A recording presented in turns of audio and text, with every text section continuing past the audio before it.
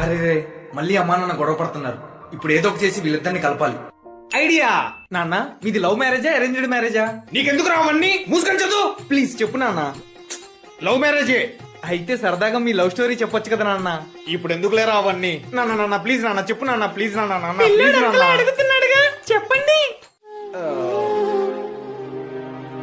నాకు అప్పుడు 19 ఏళ్ళు అనుకుంటా. రోజులాగే కాలేజ్ కి సైకిల్ మీద వెళ్తున్నా. అక్కడ ఒక అందమైన అమ్మాయి పుస్తకాలు పట్టుకొని 2 జడలతో వయ్యారంగా నడుస్తుంది. అంత అందాన్ని చూసిన తర్వాత నా సైకిల్ ఇంకా ఆటోమేటిక్ గా ఆగిపోయింది అనుకో. తన వాలు కన్నులను చూసి నేను ప్రేమలో పడిపోయా.